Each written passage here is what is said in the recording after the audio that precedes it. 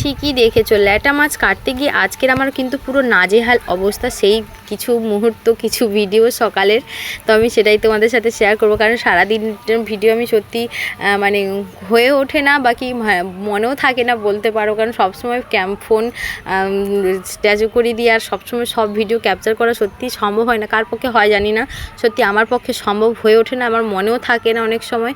কারণ সবসময় ফোন দাঁড় করিয়ে কাজ করা সত্যি সম্ভব হয় না। তো কিছু কিছু সময় হাতে যখন সময় থাকে তখন ফোনটা মানে রেখে আর ভিডিওটা করি।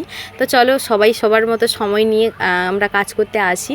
তো সেই কিছু মুহূর্তটা তোমাদের তুলে ধরলাম। তো আমি এখানে অনেকগুলো জামা কাপড় নিয়ে নিয়েছি ধোয়ার জন্য। এখানে বেশিরভাগটাই কিন্তু আমার ছেলের, আর আমার শুধু রয়েছে আমার একটি জামা আর একদিকে পুরো শুধু বিছানার চাদরটা, আর পরে আরেকটা মশারি দিয়েছিলাম, ব্যাস আর কিছুই ছিল না, বাকি পুরো ছেলেটা। কারণ এটা ছেলের একদিন কি দুদিন মানে 3-4 দিন পরে পুরোটা কাচা হয়।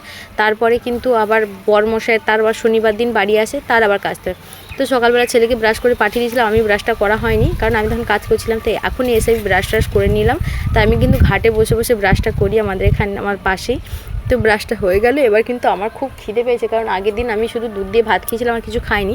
তো আর ঘুগনি হয়েছিল কালকে।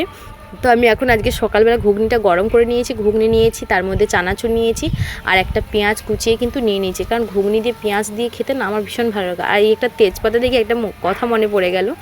আগে আমাকে কেউ একজন বলেছিল যে তেজপাতা পড়লে নি শাশুড়ি ভীষণ খারাপ হয়। তো যাই হোক, এখন দেখে মনে পড়লো, তো কী আর করা যাবে, যা পড়েছে তাই নিয়ে মানিয়ে নিয়ে চলতে হবে, তাই না?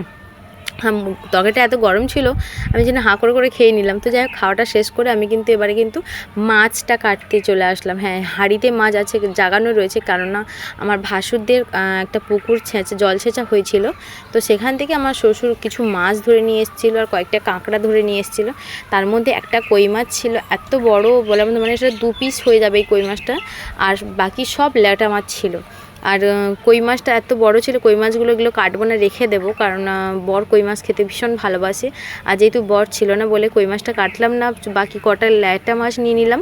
আর এই ল্যাটা মাছগুলো আমি ভাবছি কাঁচা আমগুলো যে পড়ছে গাছ থেকে, ওই আমগুলো দিয়ে একটু টক করবো। আর এই ল্যাটা মাছ ধরে কাটা কি জ্বালা বলো। এটা আমি হাত ধরে ধরে মানে কি ছুঁড়ে মারছি, না তো মরবে না, আর কাটাও যাবে না, হাত কেটে চলে যাবে। আর এই কই মাছ কাটা তো দোকান। তো চলো সেই গল্পটা নিয়ে আজকে নাই বা করলাম, যেদিন কই মাছ কাটবো সেই গল্পটা অবশ্যই করবো। তো যাই হোক করে আমি ল্যাটা মাছগুলো আপাতত এখন কাটবো। তো ভিডিওটা কেমন লাগলো অবশ্যই কিন্তু জানিও। আর আমি কিন্তু যে কটা মাছ রয়েছে বালতি করে জল নিয়েছি, এখন এটা জাগিয়ে রাখলাম, কারণ বর যেদিন আসবে সেদিন এগুলো আবার রান্না হবে।